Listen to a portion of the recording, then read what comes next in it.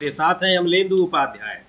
Operation सिंदूर को लेकर Bharatiya Janata party और प्रधानमंत्री नरेंद्र मोदी जिस तरह से उसका राजनीतिक लाभ लेने की कोशिशों में लगे हैं वो उनके ही खिलाफ जाता हुआ दिखाई पड़ रहा है। अब इसको लेकर जिस तरह से प्रतिक्रियाएं आ रही हैं, विरोध आ रहे हैं और सड़कों पर लोग इसका विरोध करते दिख रहे हैं। तमाम महिलाएं जगह जगह इसके विरोध की खबरें सोशल मीडिया पर चल रही हैं कि किस तरह से कैसे ये एक जो सांस्कृतिक महत्व की चीज़ है, धार्मिक महत्व की चीज़ है, उसका कैसे मजाक उड़ाया जा रहा है। लेकिन प्रधानमंत्री इस समय बिहार में है और बिहार में उन्होंने कल भी रोड शो किया, आज भी रोड शो कर रहे हैं और इसी की तरह से उसी का जो ऑपरेशन सिंदूर के जरिए सेना के पराक्रम का राजनीतिक लाभ लेने का प्रयास उनका लगातार जारी है। हालांकि इस बीच जो मकसद है यानी बिहार में राजनीतिक फायदा, चुनावी राजनीति में उसका फायदा उठाना, वो भी वहां पर उल्टा दिखाई पड़ रहा है क्योंकि एनडीए के भीतर टकराव साफ नजर आ रहा है। कल के रोड शो में प्रधानमंत्री 5 किलोमीटर 6 किलोमीटर का लगभग उनका रोड शो था, उसमें वो अकेले दिखाई दिए। बिहार के मुख्यमंत्री नीतीश कुमार उससे नदारद रहे। खुद प्रधानमंत्री भी जिस तरह से गुजरात में या दूसरी जगहों पर अक्सर रोड शो करते हैं, बिहार में भी जो पहले रोड शो उन्होंने किए थे उसमें वो कल के रोड शो में पटना में जो उन्होंने किया गाड़ी से बाहर नहीं निकले। हालांकि आज का रोड शो जो उनका चल रहा है कराकाट में, वहां पर मुख्यमंत्री नीतीश कुमार भी दिख रहे हैं और वहां के डिप्टी सीएम भी दिख रहे हैं। लेकिन कल के रोड शो में ये यूनिटी, एकता एनडीए की नहीं दिखाई पड़ी। क्यों नहीं दिखाई पड़ी? खुद प्रधानमंत्री नहीं चाहते थे या नीतीश कुमार नहीं पहुंचे, इसको लेकर बहुत सारे सवाल उठ रहे हैं। लेकिन ऑपरेशन सिंदूर पर बुरी तरह से घिरे नजर आ रहे हैं प्रधानमंत्री नरेंद्र मोदी और केंद्र सरकार। इसके अलावा जिस तरह से ये सेना के पराक्रम को कैश कराने की कोशिश हो रही है, अब सेना ने भी सवाल उठा दिए हैं कि सरकार सेना की मजबूती के लिए कर क्या रही है। एयर चीफ मार्शल ने अब कह दिया है कि यहाँ पर तमाम प्रोजेक्ट्स हैं, उनकी घोषणा की जाती है, वो कब पूरे होंगे इसका पता ही नहीं चलता और समय से तो कोई प्रोजेक्ट पूरा हो ही नहीं रहा है। बड़े सवाल उन्होंने उठाए हैं, इन सब पर हम लोग बात करेंगे। लेकिन अभी चर्चा करते हैं प्रधानमंत्री नरेंद्र मोदी के रोड शो की, जो इस समय वहां पर बिहार में उनका चल रहा है।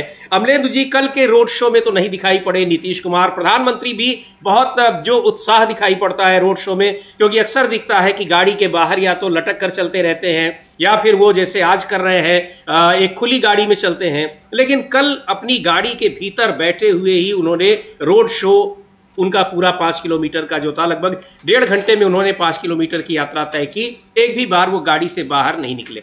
हाँ, देखिए, कल जो गाड़ी से बाहर नहीं निकले उसके पीछे कारण बताया गया कि कल बिल्कुल जो था सूना पड़ा हुआ था पूरा रास्ता और सबसे ज़्यादा उम्मीद उनको वही थी कि पटना में हवाई अड्डे तक जाएंगे, हवाई अड्डे से निकलेंगे तो बहुत लंबा स्वागत सत्कार होगा। पूरा रास्ता जो था वो खाली पड़ा हुआ था और लोग नहीं थे। जो भी लोग से बताया जा रहा है कि वो सरकारी जो कर्मचारी थे उनको वहाँ लगाया गया था क्योंकि रास्ते में जो घर थे तमाम, वहाँ छतों पर लोग नहीं दिखाई पड़ रहे थे और आसपास के लोग भी वहाँ पर बहुत कम थे।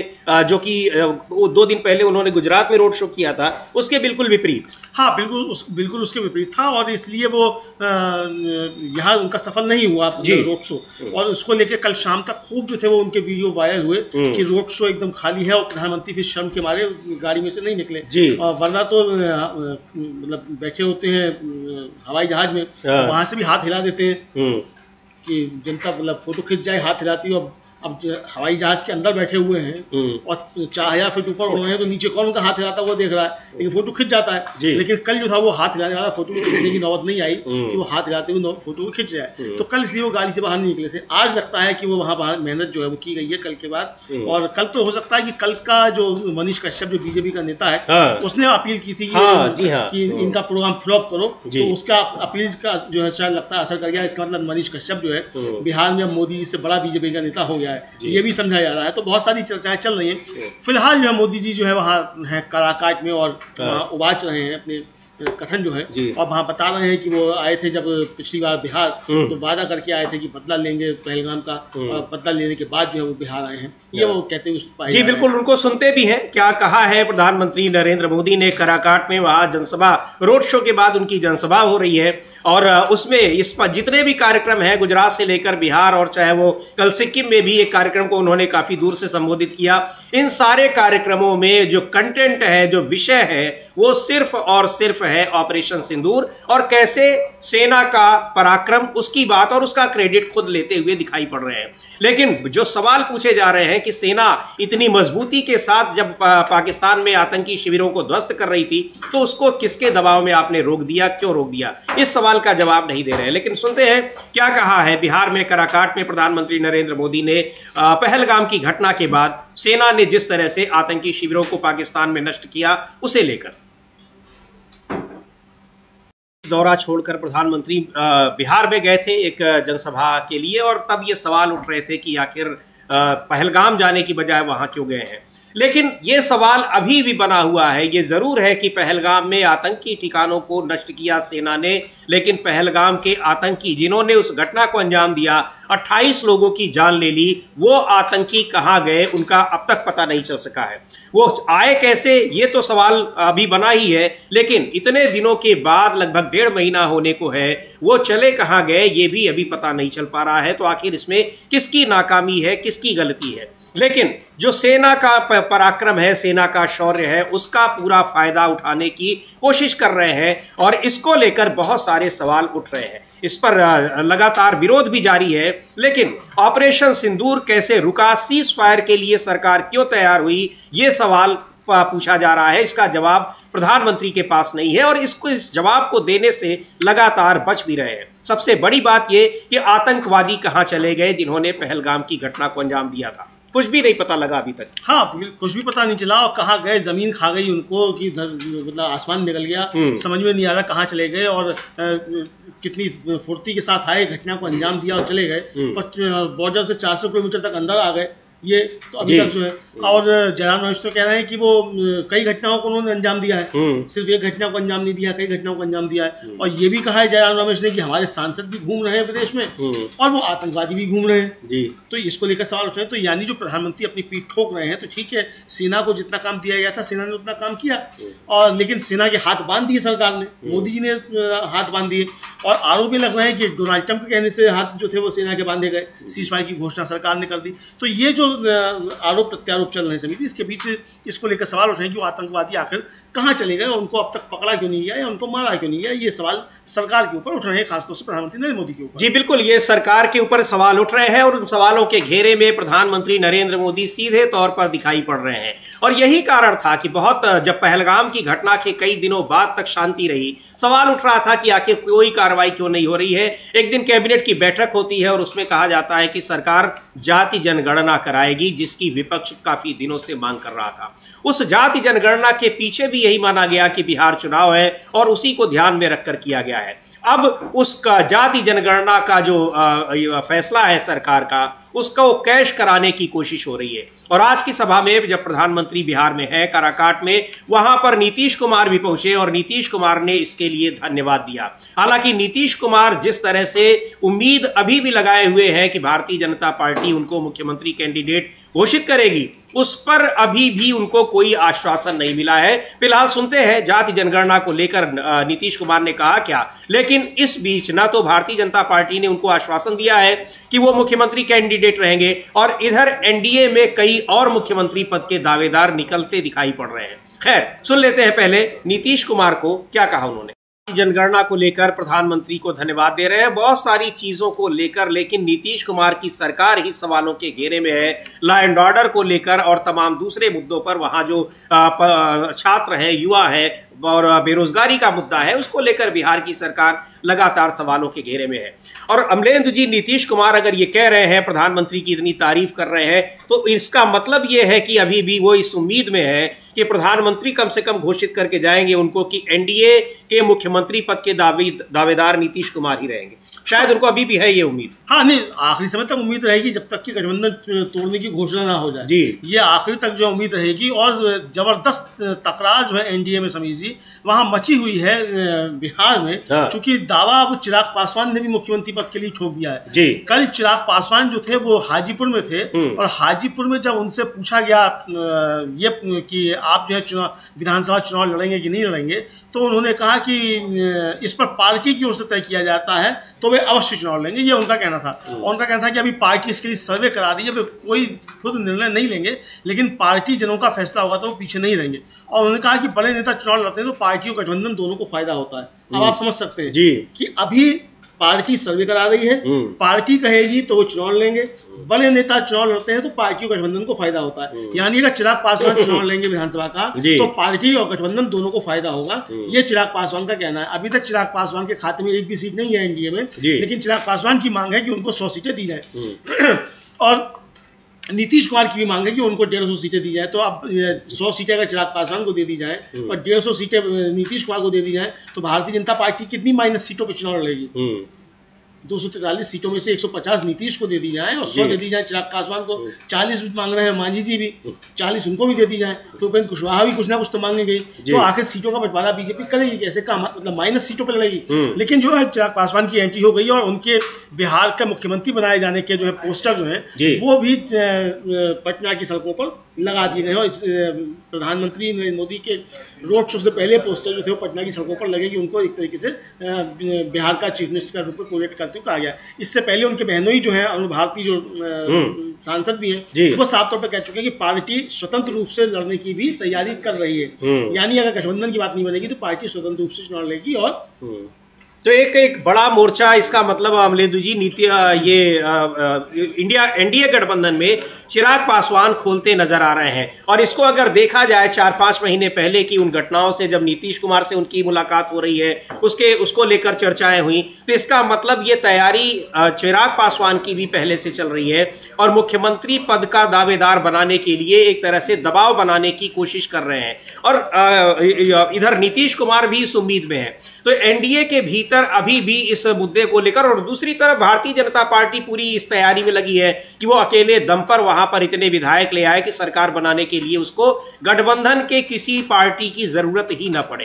तो ये आपस में ही एक दूसरे के खिलाफ जिस तरह की खींचतान चल रही है वो बहुत दिलचस्प है। और कहा यह जा रहा है कि कल नीतीश कुमार अगर पटना में रहते हुए भी रोड शो में प्रधानमंत्री के साथ नहीं रहे, उसके पीछे बड़ा कारण यह था कि जो तमाम होर्डिंग्स और पोस्टर्स लगे हुए थे उसमें नीतीश कुमार का कहीं नाम नहीं था, पूरी तरह से वो गायब थे, इसीलिए नीतीश कुमार उनके साथ गए ही नहीं। हाँ, इसीलिए नीतीश कुमार नहीं गए, उनका नाम नहीं था पूरे पोस्टर्स में। और एक तरह से कहा जाए कि नीतीश कुमार ने भी ये धमकी दे दी थी कि उनका नाम की घोषणा होनी चाहिए, लेकिन अब लगता है कि नीतीश कुमार दबाव बनाने में अभी तक सफल नहीं हो पाए हैं। लेकिन एक बात नीतीश कुमार कह रहे हैं समीर जी, और वो बिना नाम लिए वो कह रहे हैं ये इन्होंने किया उन्होंने किया, ये तो सब कर रहे हैं, ध्यान रखना, सब ध्यान रखना, ये तो सब कह रहे हैं, लेकिन बिना लिए, और कह रहे हैं कि ये मांग तो हम ही करते थे और कोई नहीं करता था। तो यानी ये प्रधानमंत्री नरेंद्र मोदी की तरफ इशारा कर रहे हैं कि जातिगत जनगणना की मांग हम ही करते थे और कोई नहीं करता था। तो ये बात उन्होंने एक तरीके से इशारा दे दिया है कि इनके बहकावे में मत आना, ये जातिगत जनगणना की घोषणा की कराएंगे भी कि नहीं कराएंगे भी पता नहीं, और घोषणा की भी है तो उसके लिए हमारा ही दबाव काम आया है, ये बताने की भी कोशिश कर रहे हैं। हाँ, ये बताने की कोशिश कर रहे हैं कि हमारे दबाव में ही मतलब मोदी जी आ गए हैं और दबाव में अब उनको मुख्यमंत्री का चेहरा भी घोषित किया जाएगा, ये वो कहते हुए साफ तौर पे सब समझे आ सकते हैं। नीतीश कुमार का कहने का तात्पर्य समीर जी यही। जी बिल्कुल, ये कहने का है। यानी कुल मिलाकर एनडीए के भीतर जिस तरह से खींचतान चल रही है और वो सतह पर दिखाई पड़ रही है, उस समय दिखाई पड़ रही है जब प्रधानमंत्री वहां रोड शो कर रहे हैं, जनसभा कर रहे हैं। 2 दिन का उनका कार्यक्रम है, कल भी रहे बिहार में और आज भी बिहार में है इस समय। लेकिन इस ऑपरेशन सिंदूर का जिस तरह से राजनीतिक लाभ लेने की कोशिश कर रहे हैं उसको लेकर हंगामा मचा हुआ है। यहाँ तमाम महिलाएं सोशल मीडिया पर उनके बयान आ रहे हैं, उसको लेकर बड़ा विरोध हो रहा है कि कैसे किस तरीके से सिंदूर का मजाक उड़ाया जा रहा है। और दूसरी ओर सेना के पराक्रम और शौर्य का क्रेडिट खुद ले रहे हैं प्रधानमंत्री, लेकिन सेना के भीतर ये बातें भी अब हो रही हैं कि कैसे सेना को भीतर भीतर कमजोर करने की कोशिश की जा रही है। सेना के प्रमुख एयर चीफ मार्शल ने कहा है, कल एक कार्यक्रम में उन्होंने दिल्ली में कहा कि स्थिति यह है कि यहाँ जो तमाम परियोजनाएं हैं, प्रोजेक्ट्स हैं सेना के आधुनिकीकरण के लिए, वो परियोजनाएं स्वीकृत हो जाती हैं, घोषित हो जाती हैं, लेकिन वो पूरी कब होंगी इसकी कोई गारंटी नहीं रहती है। तो इसको लेकर अब एक बड़ा सवाल उठ रहा है कि आखिर सेना की मजबूती के लिए क्या कर रहे हैं। एक तरफ तो सेना में लड़ने के लिए अग्निवीरों की भर्ती हो रही है, 4 साल के लिए ठेके पर उसको दे दिया गया है, और दूसरी तरफ जो सैन्य उपकरण है, सेना के तमाम उपकरण है, उनके आधुनिकीकरण के लिए सरकार कितना ढीला रवैया अपनाए हुए है। तो अब एक नया जो सरकार घिरी हुई नजर आ रही है, और सीधे तौर पर एयर मार्शल ने ये बात कही है। अमलेंदु जी। हाँ, चीफ एयर मार्शल जो अमरजीत सिंह हैं, और उन्होंने रक्षा मंत्री की मौजूदगी में जी हाँ महत्वपूर्ण ये है कि ये बात कहना ही काफ़ी नहीं है, बल्कि रक्षा मंत्री की मौजूदगी में उन्होंने बात कही और रक्षा मंत्री खामोशी से उनकी बात सुनते रहे। सरकार का जो दावा था, उस सरकार के दावों की एक तरीके से पोल खुल रही है। और खासतौर से समझिए जब राफेल डील को लेकर बहुत सारी बातें हुई थी और उस समय भी ये आरोप लगे थे कि HAL से छीन कर अनिल अंबानी को जो था वो दे दिया गया, जो अनिल अंबानी खुद को दिवालिया घोषित कर चुके हैं। तो जो व्यक्ति खुद दिवालिया घोषित हो चुका है वो राष्ट्रीय सुरक्षा के मसले को किस तरीके से डील कर सकता है, किस तरीके से वो कर सकता है। तो ये चूंकि प्रधानमंत्री मोदी के बहुत नजदीकी अनिल अंबानी, तो इसलिए उनको दे दिया गया ये ठेका जो था।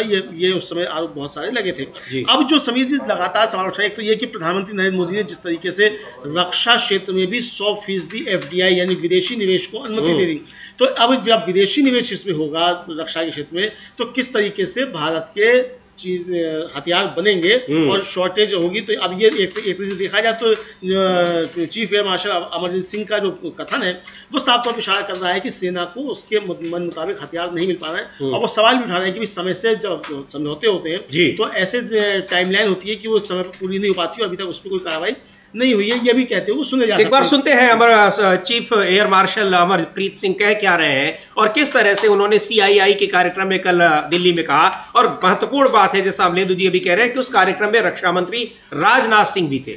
तो सुनते हैं क्या कहा उन्होंने कि कैसे सेना को एक तरीके से जरूरत के समय उसके पास उपकरण नहीं मिल रहे हैं, हथियार नहीं मिल रहे हैं और बहुत सारी परियोजनाएं कैसे लंबित पड़ी हैं, समय पर वो पूरी नहीं हो रही हैं। कह रहे हैं हालांकि उनकी अपनी सीमाएं हैं, एयर चीफ मार्शल है अमरप्रीत सिंह, और कह रहे हैं कि बहुत एक भी परियोजना ऐसी नहीं है जो अपने समय पर पूरी हुई हो। और दूसरी बात, एक बहुत बड़ी गंभीर बात भी कह रहे हैं कि अगर हम पूरा नहीं कर सकते तो हम वादे क्यों करते हैं। और ये तो केवल सेना के उपकरणों पर ही नहीं अमलेंदु जी, ये तो हर जगह लागू होता है और ये सवाल पूछे जाते हैं। लेकिन सैन्य उपकरणों को लेकर अगर सरकार इतनी कह लीजिए कि कैजुअल अप्रोच उसका है, तो फिर समझा जा सकता है कि वो क्या कर रही है। हाँ, बिल्कुल सरकार की कैजुअल अप्रोच है और वो टाइमलाइन को लेकर बात कहते हुए पाए जा रहे हैं चीफ मार्शल जो है कि वो की टाइमलाइन अगर नहीं होगी तो फिर कैसे चीज़ें बनेंगी। टाइमलाइन महत्वपूर्ण चीज़ है और जाहिर सी बात समझ ली कि आज अगर हथियारों की आवश्यकता है या गोला बारूद की आवश्यकता है, तो अगर आज नहीं मिलेंगे तो क्या युद्ध हार जाएंगे, उसके बाद आएंगे वो, उसका क्या मतलब होगा। और ये सवाल भी उठ रहे हैं कि जो राफेल आया उसका सोर्स कोड फ्रांस ने नहीं दिया, तो क्यों नहीं दिया, पैसे की चला गया, अब तक कितने मिले कितने नहीं मिले, इसको लेकर भी बहुत सारे सवाल उठ रहे हैं। तो यानी एक तरीके से कहा जाए समीर जी कि इस सरकार के दौरान जितने रक्षा सौदे हैं उनकी टाइमलाइन को लेकर और उनकी एक तरीके से कहा जाए कि उपलब्धता को लेकर बहुत सारे सवाल उठ रहे हैं। और ये अब सरकार के अंदर की यानी सेना भी सरकार का ही अंदर, वहां से अंदर से आवाजें उठ रही हैं। और ये तो चूंकि हमारी तो सेना समीर जी बहुत अनुशासित सेना है, पाकिस्तान जैसी सेना नहीं है। अगर पाकिस्तान जैसी सेना होती तो अब तक जो है वो ठीक कर चुकी होती सरकार को। लेकिन यहाँ चूंकि हमारी अनुशासित सेना है और सेना राजनीतिक मामलों में हस्तक्षेप नहीं करती है, तो इसलिए बहुत दबे और सधे हुए शब्दों में अपनी नाखुशी जो है वो चीफ एयर मार्शल जो है वो जाहिर करते हुए नजर आ रहे हैं। तो लेकिन ये गंभीर मसला है कि अगर अंदर से अब ये आवाज उठने लगी है, सिस्टम का जो मतलब सैन्य सिस्टम है उसके अंदर से अगर ये आवाज उठ रही है, तो ये मोदी जी को और मोदी जी की सरकार को सतर्क होने का समय है कि आपकी लफाजियां अब ज़्यादा चलने वाली नहीं है। अगर आप एक तो जो रक्षा बजट आपने कम कर दिया और उसमें भी आपने जो FDI है वो 100% कर दी और इसके बाद आप सैनिकों की भर्ती नहीं करना, उसमें आप ले आए अग्निवीर को। और अभी तक जो गोरखा हमारी उसके बड़ी ताकत हुआ करते थे हमारी सेना की, अब वो अग्निवीर होने के बाद गोरखा हमारे यहाँ भर्ती नहीं हो रहे, वो चीन में भर्ती हो रहे हैं। तो यानी हमारी ताकत जो थी वो चीन की ताकत होती जा रही है। तो ये बहुत सारे सवाल अब सुरक्षा को लेकर इस सरकार की नीति को लेकर उठने लगे हैं, जिस पर चर्चा करना और इस पर बहस होना बहुत ज़्यादा जरूरी है। अब ये सेना के अंदर से इस तरीके की आवाज़ अगर उठ रही हैं, हालांकि उन्होंने थोड़ा सा बैलेंस करने की कोशिश भी की है कि सरकार ने 10 सालों में काम किया, इस तरह की बातें मतलब तो अपनी बात भी कह दी, उसको बैलेंस करने की कोशिश की। जाहिर सी बात है कि अनुशासित सिपाही हैं और सेना को लीड कर रहे हैं, तो सेना के अंदर जो गुस्सा होगा उसको उन्होंने एक तरीके से प्रकटीकरण तो कर दिया है। लेकिन मुझे लगता है समीर जी कि इस मामले में कर्नल सूफिया कुरैशी के ऊपर जिस तरीके की टिप्पणियां की गई, विक्रम मिस्री के ऊपर जिस तरीके की टिप्पणियां की गई और हमारी सेना के ऊपर जिस तरीके की जो उनका विधायक है वो पठानिया कहानियां क्या है, उसने भी टिप्पणियां की। उन सबका गुस्सा भी अब सेना के अंदर दिखाई पड़ रहा है जी। बीजेपी के खिलाफ ये गुस्सा काफी ज्यादा पनपता हुआ दिखाई पड़ता है जी। बिल्कुल, जिस तरह से बीजेपी सेना का राजनीतिकरण करने की कोशिश कर रही है या सेना का इस्तेमाल, सेना के शौर्य और पराक्रम का राजनीतिक इस्तेमाल कर रही है, और दूसरी ओर सच्चाई यह है कि सेना के भीतर हथियारों की और दूसरी चीजों की कमी है, और जरूरत के हिसाब से जो परियोजनाएं हैं भी, चाहे वो खरीद परियोजनाएं हो, चाहे वो निर्माण की परियोजनाएं हो, वो लंबे समय से लंबित पड़ी हैं, उनको पूरा नहीं किया जा रहा है। ये अब सवाल बहुत गंभीर हो गया है, चूंकि खुद एयर चीफ मार्शल इस बात को कह रहे हैं, और हालांकि ये चीजें, एक बातें पहले भी होती आई हैं और सेना के भीतर से भी ये बातें और ये चिंताएं जाहिर की जाती रही हैं, लेकिन उस पर लगता नहीं है कि कोई ध्यान दिया गया है, क्योंकि अगर दिया गया होता तो अब तक इन सारी चीज़ों को, इन कमियों को दूर किया गया होता। लेकिन यहाँ पर ऑपरेशन सिंदूर को लेकर उसका किस तरीके से कैश किया जा रहा है, भुनाने की कोशिश की जा रही है, ये बहुत गंभीर मसला है, और इस पर लेकर चर्चाएं हो रही हैं कि आखिर ऑपरेशन सिंदूर पर सरकार इतनी आक्रामक क्यों है, चुनावी राज्यों में जाकर वो इसका प्रचार प्रसार कर रही है। हालांकि ये जो अब तैयारी सरकार ने की है अमलेंदु जी, कि घर घर जाकर सिंदूर बांटेंगे, जिस तरीके से विरोध महिलाओं की तरफ से होता दिखाई पड़ रहा है, और कई महिलाएं तो बहुत आक्रामक तरीके से सोशल मीडिया में से बहुत सारे वीडियो वायरल हो रहे हैं कि अगर आए तो खैर नहीं है, इस तरह की बातें करते हुए, कहीं ऐसा ना हो कि ये प्लान अपना, ये योजना भारतीय जनता पार्टी वापस ले ले। क्योंकि देखिए, बिहार में भी ऑपरेशन सिंदूर जिस तरीके से उसको कैश कराने की कोशिश की गई, तो लोगों में बहुत उत्साह नहीं दिखाई पड़ा, चाहे पटना का रोड शो हो या फिर आज की जो उनकी रैली हो। ये सारी चीजें ये बता रही हैं कि ये कितना भी उसको मुद्दा बनाने की कोशिश कर रहे हो, लेकिन लोगों को पता है कि इन सब के बीच, इन सेना की इन उपलब्धियों के बीच जो सबसे महत्वपूर्ण बात है वो है सीज फायर। बिल्कुल, सीज फायर, और सीज फायर को लेकर सवाल उठ रहे हैं कि भाई जब आपने कहा कि युद्ध था ही नहीं, तो सीज फायर किस बात का था जी? सेना का ऑपरेशन था, तो ऑपरेशन में सीज फायर क्यों आया होगा? आपने ऑपरेशन में भी सीज फायर किया, तो फिर इसके लिए जिम्मेदार सीज फायर के लिए कौन है, ये बताया जाए। आप कह रहे हैं साहब पाकिस्तान गिड़गड़ाया, मान लिया आपके बाद पाकिस्तान गिड़गड़ाया होगा, तो आपने उसके गिड़गड़ाने पर उसके बाद मान क्यों ली? आपने सेना को अपना लक्ष्य पूरा क्यों नहीं करने दिया? ये बहुत सारे सवाल जो है एक तरीके से समीर जी उठ रहे हैं। और जहाँ तक प्रधानमंत्री की भाषा का सवाल है या वो किस तरीके से उसको करना चाहते हैं, आपने देखा होगा समीर जी की जो प्रधानमंत्री कल बोले थे पश्चिम बंगाल में भी, तो उनकी भाषा में ओज नहीं था जी, और लग रहा था जैसे वो पीआईबी की विज्ञप्ति पढ़ रहे हैं। और आज भी जो बोल रहे हैं वो पीआईबी की विज्ञप्ति ही पढ़ते हुए दिखाई पड़ रहे हैं। बात भले ही कर रहे हो कि बिहार आया था, मैंने ये वायदा किया था, वो वायदा पूरा करके आया हूँ।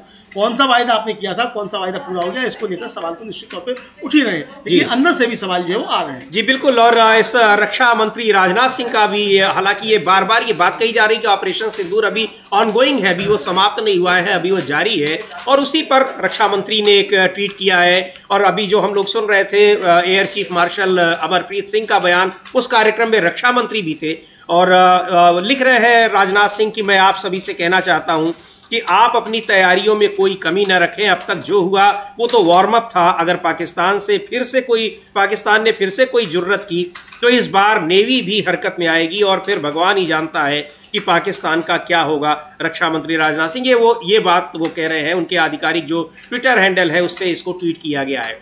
लेकिन ये सारी चीज़ें अपनी जगह है, और सेना ने क्या किया है वो सबको पता है, और सेना से सबको उम्मीदें हैं, पर सेना का मनोबल भी तो गिरता है, उसका टूटता है जब वो आक्रामक तरीके से और एक कुशलता के साथ आतंकी कैंप्स को नष्ट कर रही है। उसी समय अगर उसको कह दिया जाए कि अब आप अपने ऑपरेशन को रोक दीजिए।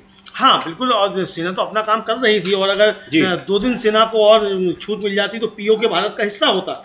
लेकिन चूंकि नरेंद्र मोदी की सरकार ने जो था करा दिया सीज फायर, और डोनाल्ड ट्रंप ने साफ साफ कहा कि उन्होंने सीज फायर कराया है, और भारत की तरफ से घोषणा करने से पहले ही उन्होंने ट्वीट कर जानकारी दे दी कि भारत और पाकिस्तान सीज फायर करने को तैयार हो गए। तो इसको लेकर बहुत सारे सवाल जो है वो उठ रहे हैं, और प्रधानमंत्री नरेंद्र मोदी और सरकार जो काफ़ी ज़्यादा इसमें घिरी हुई नजर आ रही है। लेकिन अब प्रधानमंत्री तो इसका कहा जाए कि व्यापारीकरण करने पर तुले हुए हैं। लेकिन जैसा आपने कहा कि महिलाओं की तरफ से, खासतौर से हिंदू महिलाएं जो हैं, उनकी तरफ से बहुत जबरदस्त प्रतिक्रियाएं आ रही हैं, और ये कहा जा रहा है कि प्रधानमंत्री नरेंद्र मोदी और भारतीय जनता पार्टी अगर ये सिंदूर देने के लिए आए तो बहुत बुरा होगा बीजेपी के कार्यक्रम। जी बिल्कुल, इस तरह के बहुत सारे बयान आ रहे हैं महिलाओं के, और उनके वीडियो सोशल मीडिया पर वायरल हो रहे हैं। और सबसे बड़ी बात ये कही जा रही है कि सिंदूर का किस तरीके से मजाक उड़ाया जा रहा है बीजेपी के लोगों की तरफ से। लेकिन भारतीय जनता पार्टी और खुद प्रधानमंत्री नरेंद्र मोदी इसको एक बड़ा एक चुनावी कार्यक्रम बनाने में लगे हुए हैं, खासतौर पर बिहार में,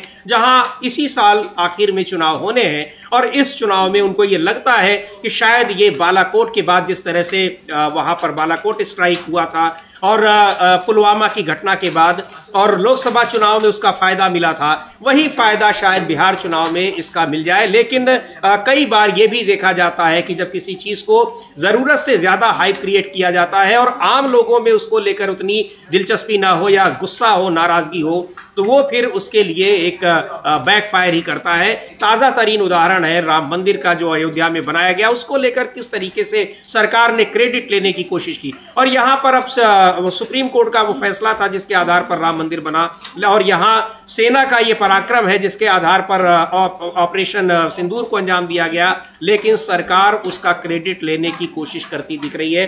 तो अब कितना वो सफल होती है ये देखने वाली बात है। लेकिन जिस तरह से महिलाओं में ये गुस्सा और नाराजगी इस नैरेटिव को लेकर है, उससे लगता है कि बड़ा नुकसान भी हो सकता है भारतीय जनता पार्टी को। हाँ बिल्कुल, भारतीय जनता पार्टी को काफ़ी ज़्यादा नुकसान हो सकता है। और जो air chief marshal Amarjeet Singh का जो बयान है समीर जी, वो भी जी हाँ बड़ा है। चूंकि उनका तो कहना यह था कि 83 तेजस जेट का ऑर्डर जो दिया गया था और अब तक एक भी नहीं मिला है। तो ये टाइमलाइन की जो बात कह रहे हो, टाइमलाइन की बात बहुत महत्वपूर्ण है। अब रक्षा मंत्री कह रहे हैं कि आप तैयार रहिए, आपके नेवी भी तैयार रही। अरे पहले जो एयर चीफ मार्शल कह रहे हैं उनका जब तो जवाब दे दो, 83 जेट जो थे वो आ गए कि नहीं आ गए, इसका जवाब तो दे दो, क्यों नहीं आए, और इतने समय का ब्याज वो कौन पे करेगा, ये बहुत सारे सवाल हैं। तो अब किस तरीके से जनता के धन का जो नुकसान भी हो रहा है और राष्ट्रीय सुरक्षा के साथ खिलवाड़ भी हो रहा है इन रक्षा सौदों को जो ये मोदी सरकार कर रही है, इसको लेकर बहुत सारे सवाल उठ रहे हैं। और प्रधानमंत्री नरेंद्र मोदी जिस तरीके से इसका मुद्दे का राजनीतिकरण और व्यापारीकरण करने की कोशिश कर रहे हैं, ये भी जो है वो काफ़ी ज़्यादा अब विवादों के घेरे में है। जी बिल्कुल, इसको लेकर विवादों के घेरे में है, लेकिन प्रधानमंत्री लगातार इस कोशिश में है कि उसका राजनीतिक लाभ लिया जाए। पूरी ऊर्जा लगा रहे हैं और ये सेना की वर्दी में न केवल उनकी तस्वीरें लगी हुई हैं, सेना की वर्दी के साथ होर्डिंग्स लगी हैं, बल्कि बोलते समय भी पूरा जोश और उत्साह दिखाते हैं कि लगे कि बिल्कुल इस ऑपरेशन को उन्होंने ही अंजाम दिया है, उन्होंने ही लीड किया है। एक बार सुनते हैं बिहार के कराकाट में जो जनसभा भी हुई है उसमें क्या कहा उन्होंने, और इस ऑपरेशन सिंदूर को का क्रेडिट किस तरह से लेने की कोशिश की, वो दिखाई पड़ रहा है। नरेंद्र मोदी और वहां पर उस पहलगाम की घटना के बाद ऑपरेशन सिंदूर का जिक्र कर रहे हैं, और ऑपरेशन सिंदूर पर ये लगातार सवाल उठ रहे हैं कि इस सफलता के बावजूद सीज फायर के लिए सरकार को, यानी युद्ध विराम के लिए सरकार को क्यों तैयार होना पड़ा, और सेना को जब वो आगे बढ़ रही थी। और अब रक्षा मंत्री राजनाथ सिंह का एक ट्वीट आया है जो बहुत कुछ कह रहा है। और ट्वीट उनका पहले हम बता दें आपको, उन्होंने लिखा क्या है। वो लिख रहे हैं कि 1971 इसका गवाह है कि जब इंडियन नेवी हरकत में आई थी तो पाकिस्तान 1 से 2 हो गया था। अगर ऑपरेशन सिंदूर में भारतीय नौसेना अपने फॉर्म में आई होती तो पाकिस्तान के 2 टुकड़े ही न होते, बल्कि मैं समझता हूं शायद 4 टुकड़े हो जाते। ये एक बात कह रहे हैं रक्षा मंत्री राजनाथ सिंह। ये बात वो तब कह रहे हैं जब सीज फायर को लेकर सरकार पर और सीधे प्रधानमंत्री नरेंद्र मोदी पर सवाल उठ रहे हैं कि क्यों आखिर सरकार तैयार हो गई। और ये वो लिख भी रहे हैं कि अगर ऑपरेशन सिंदूर में भारतीय नौसेना अपने फॉर्म में आई होती, यानी इस तरह की तैयारी थी, लेकिन अचानक उस तैयारी को रोक दिया गया। अमलेदु जी, जो सरकार, जो विपक्ष लगातार सवाल उठा रहा है और जिसका जवाब देने के लिए प्रधानमंत्री नरेंद्र मोदी इधर उधर घुमा रहे हैं आरोप है विपक्ष का, वो अब ये चीज दिखाई पड़ रही है रक्षा मंत्री के इस ट्वीट में भी। हम अपनी टीम से कहेंगे एक तो इस ट्वीट को दिखा भी दिया जाए समीर जी, और हम लोग इस पर चर्चा करते हैं। देखिए राजनाथ सिंह, इसका मतलब समीर जी, अब जो कांग्रेस लगातार कह रही है कि ये सीज फायर जो कराया गया ये अमेरिका के दबाव में हुआ, अब सरकार के अंदर भी इसको लेकर आवाज उठ रही है कि सीज फायर गलत हुआ। और अगर जैसा हमने भी कहा कि अगर 2 दिन और सेना को मिल जाते तो पाकिस्तान के 4 टुकड़े होते और पीओके भारत में होता। ये हम लोग भी कह रहे हैं, और ये बात कहते हुए अब दिखाई पड़ रहे हैं रक्षा मंत्री राजनाथ सिंह, यानी समीर जी, प्रधानमंत्री नरेंद्र मोदी की लफाजियों के जिसको कहा जा सकता है उसके खिलाफ सरकार के अंदर से भी आवाजें उठ रही हैं। अभी तक तो हम लोग चर्चा कर रहे थे कि जो air chief marshal Amarjeet Singh वो संसाधनों की कमी का रोना रो रहे हैं और रक्षा मंत्री की मौजूदगी में कह रहे हैं, लेकिन यहाँ रक्षा मंत्री खुद जो है वो एक तरीके से कहा जाए वो यहाँ सवाल उठाते हुए दिखाई पड़ रहे हैं सीज फायर के ऊपर, क्योंकि उनका साफ तौर पर कहना है कि 1971 इसका गवाह है कि जब इंडियन नेवी हरकत में आई थी तो पाकिस्तान 102 हो गया था। और अगर ऑपरेशन सिंदूर में भारतीय नौसेना अपने फॉर्म में आई होती तो पाकिस्तान के 2 टुकड़े ही ना होते, बल्कि मैं समझता हूं शायद 4 टुकड़े हो जाते रक्षा मंत्री राजनाथ सिंह जी। ये उनका साफ तौर पर कहना है। यानी समीर जी, इसका मतलब रक्षा मंत्री भी समझ रहे हैं कि सेना के हाथ जो थे समय से पहले बांध दिए गए। अगर उसके हाथ ना बांधे गए होते तो जो नेवी है वो भी हरकत में आती, वो भी अपनी फॉर्म में आती और पाकिस्तान के 4 टुकड़े हो जाते और पीओके भारत का हिस्सा होता जी। तो ये अब जो है इस सरकार की नीयत के ऊपर, खासतौर से प्रधानमंत्री के ऊपर, अब ये तो सीधे सीधे सरकार नहीं बल्कि सीधे प्रधानमंत्री के ऊपर ये इसका मतलब उंगलियां उठ रही हैं, क्योंकि राजनाथ सिंह का ये बयान जो ये तो इशारा ये कर रहा है कि मतलब सरकार के अंदर सब कुछ ठीक ठाक अगर नहीं है तो हाँ, इसका मतलब इंडियन नेवी को हरकत में आने से रोका गया और एक इतनी सफलता जब हासिल कर रही थी सेना, अचानक उसको रोक दिया गया। और ये कहा भी जा रहा है कि अमेरिका ने रुकवाया। लगातार वहां से अमेरिका के राष्ट्रपति इस बात का दावा कर रहे हैं, क्लेम कर रहे हैं और हमारी तरफ से उसका खंडन नहीं हो रहा है। क्लेम ही नहीं कर रहे जी, अदालत में बाकायदा सरकार की तरफ से हलफनामा दिया जा रहा अमेरिकी सरकार की तरफ से कि हमने सीज फायर कराया ट्रेड की वजह से। और मजे की बात यह है कि उस ट्रंप सरकार के टैरिफ के फैसले को इसी आधार पर वहां की अदालत ने मंजूरी भी दे दी जी कि हाँ आप टैरिफ लगाइए, क्योंकि वहां सरकार, ट्रंप की सरकार ने दावा किया कि अगर ये टैरिफ नहीं होता तो सीज फायर नहीं होता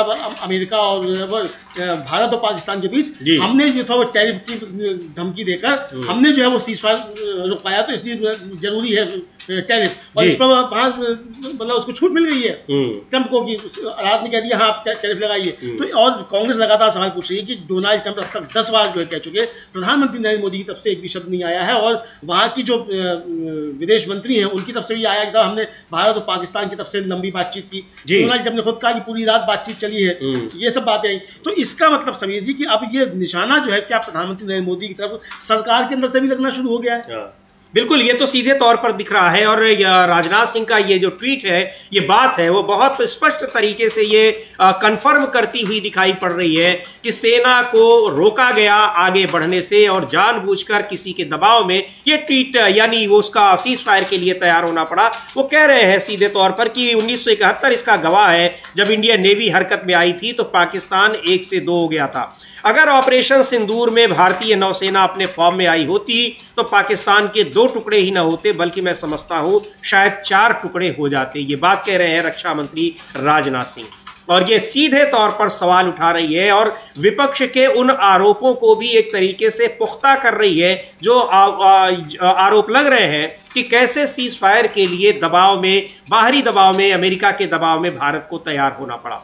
और दूसरी ओर उधर जो एयर चीफ मार्शल कह रहे हैं कि संसाधन नहीं है हमारे पास, और संसाधन आते भी हैं तो परियोजनाएं अपने समय से पूरी नहीं होती हैं, जो खरीद के हमारे साथ समझौते किए होते हैं वो समय से डिलीवर नहीं हो रहे हैं।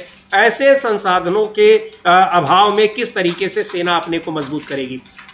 लेकिन प्रधानमंत्री नरेंद्र मोदी ऑपरेशन सिंदूर के उस 20-25 मिनट की जो सेना की ताकत है उसके जरिए वो बिहार का चुनाव जीतने की तैयारी में लगे हुए हैं। हालांकि गुजरात भी गए और बिहार भी गए, लेकिन बिहार में उनको उस तरह का जो उम्मीद उन्होंने कर रखी होगी वो रिस्पांस वहां मिलता दिखाई नहीं पड़ रहा है। और न केवल आम जनता में बल्कि अब एनडीए गठबंधन के भीतर भी जबरदस्त उठापटक चल रही है और चिराग पासवान, उनके समर्थक सीधे तौर पर ये कह रहे हैं कि वो मुख्यमंत्री पद के दावेदार हो सकते हैं। और अमलेंदु जी, कल ही नीतीश कुमार भले नहीं गए प्रधानमंत्री मोदी के उस रोड शो में, लेकिन जेडीयू के तमाम नेता और समर्थक वहां पर नारे लगा रहे थे कि एक बार फिर नीतीश कुमार को बनाया जाए, कुछ ऐसे ताकि 2025 से एक बार फिर नीतीश इस तरह। हाँ, ये तो उनका काफी समय पहले से वो चला रहे हैं 2025 फिर से नीतीश, और लगातार उनके पुत्र जो है वो भी कह चुके हैं कि एनडीए को जो उनके पिताजी को घोषित कर देना चाहिए चेहरा, ये भी वो लगातार कहते रहते हैं। और उनकी पार्टी की तरफ से जो लगातार पोस्टर लग रहे हैं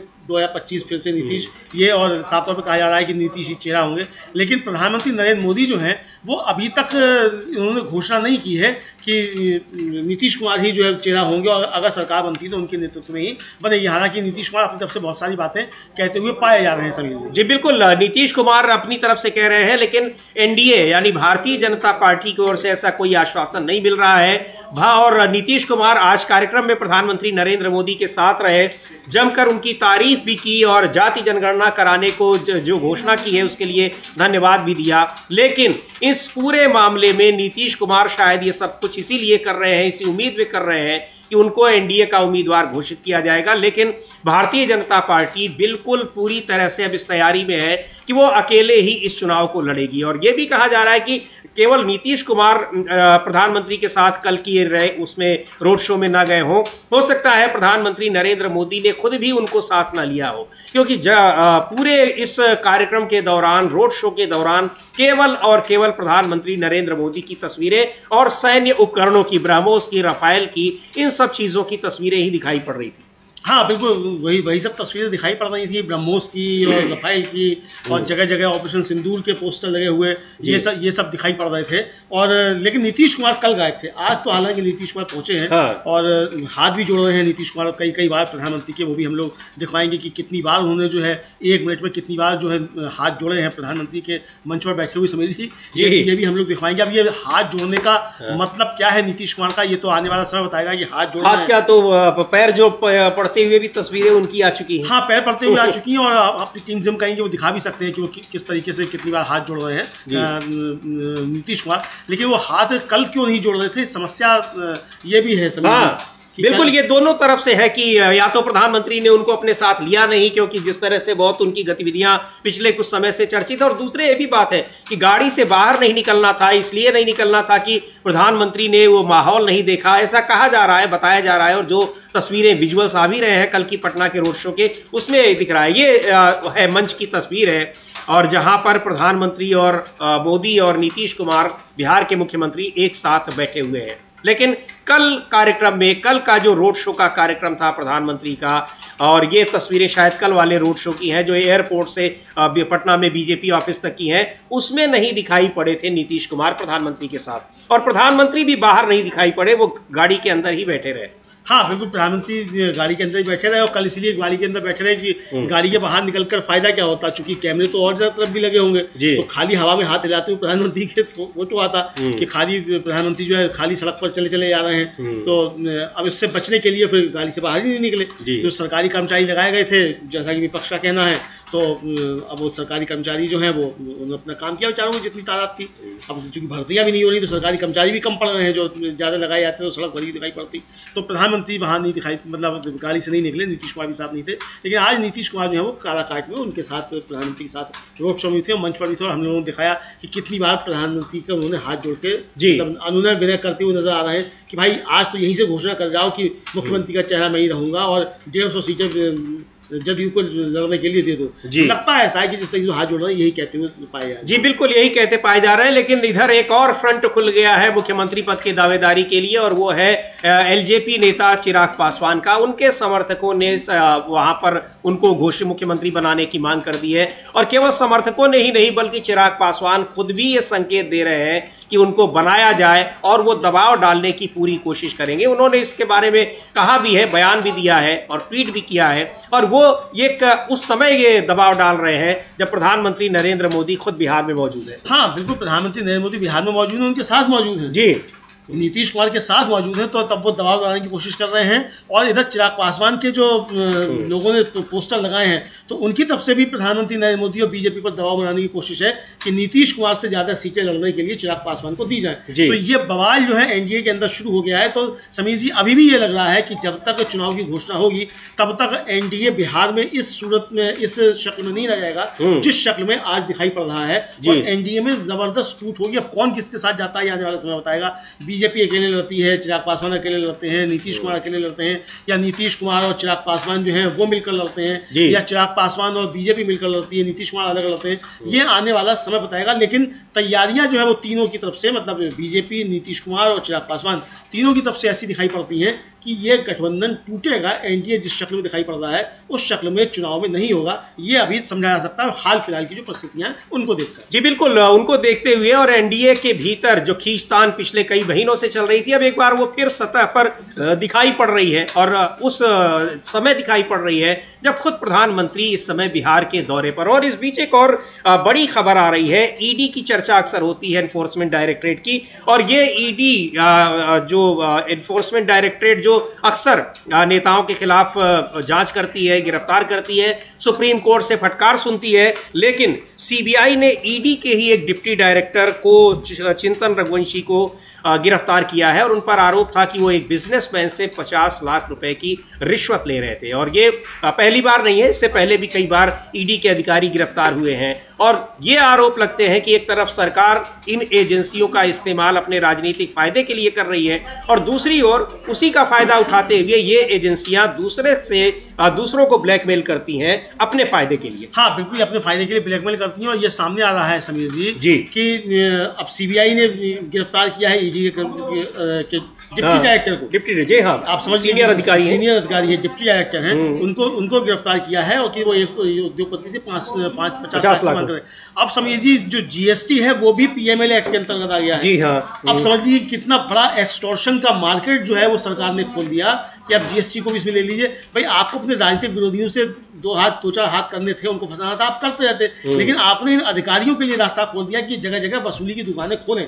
तो ये जिस तरीके से मामला आया है सामने, 50 लाख की मांग कर रहे थे ये रघुवंशी साहब जो चिंतन रघुवंशी जिनको गिरफ्तार किया है, सीबीआई ने गिरफ्तार किया है। अब सीबीआई के पास सबूत होंगे तभी तो गिरफ्तार किया है, ऐसे गिरफ्तार थोड़ी कर लिया है। तो अब ये भी चीजें सामने आने लगी कि ईडी को कितनी खुली छूट दी गई है कि वो राजनीतिक विरोधियों पर तो काम करती है सरकार के कहने पर, लेकिन अपने काम भी इस तरह से करती है। और आपको याद होगा समीर जी कि राजस्थान चुनाव से पहले राजस्थान में भी एक ईडी का अधिकारी था, वो वहां की पुलिस ने गिरफ्तार किया था। जी बिल्कुल, जी हाँ। तो इस तरीके की चीज़ें बहुत सारी सामने आ रही हैं। और मुझे ध्यान पड़ा शायद हिमाचल प्रदेश में भी ईडी के कुछ कर्मचारी गिरफ्तार किए थे, सीबीआई नहीं जी, पहले भी इस तरह की चीज़ें आ चुकी हैं। तो कई मामले इस तरीके के सामने आ चुके हैं। तो अब ये ईडी को लेकर सुप्रीम कोर्ट कह चुका है खुद कि आपने बहुत किया, आप जो है आपने सीमा पार की है, आपसे हम छुट्टियों के बाद निपटेंगे। जस्टिस गवाई जो सीजीआई है उन्होंने साफ तौर पे ये कहा कि आप जो है वो सारी आपने सीमाएं पार कर दी हैं और आपसे हम छुट्टियों के बाद मतलब गर्मी जी बहुत सख्त टिप्पणी की थी और कई बार की है, कई मामलों में टिप्पणी की है। और ये जो कहा जाता है कि सरकार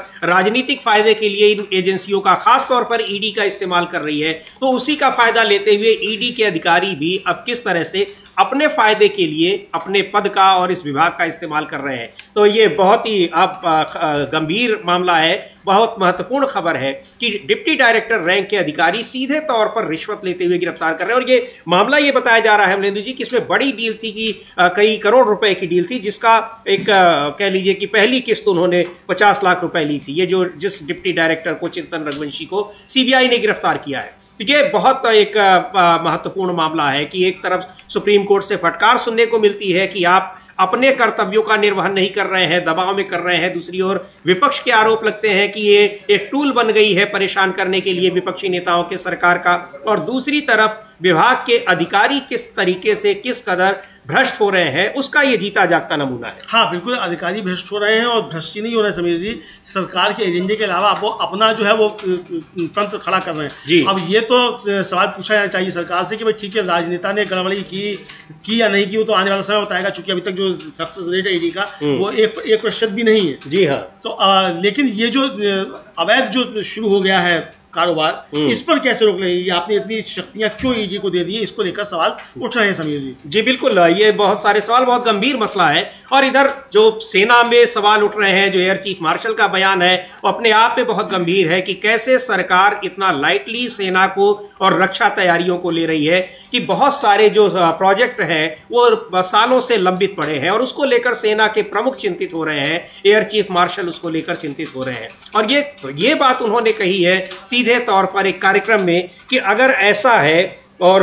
तो बहुत सवाल उठते हैं, हमें नहीं मालूम कि क्या टिप्पणी थी जी उन पत्रकार महोदय की, उन्होंने क्या टिप्पणी की जिसकी वजह से सुमोटो लेने के लिए जो था वो विवश होना पड़ा सुप्रीम कोर्ट। हो सकता है बहुत गंभीर खराब टिप्पणी रही हो, लेकिन जो निशिकांत दुबे की टिप्पणी थी वो तो सबने देखी थी और क्या उन्होंने कहा था। और यही नहीं, वो रुके नहीं थे, उसके बाद भी वो लगातार सुप्रीम कोर्ट पर टिप्पणी करते रहे।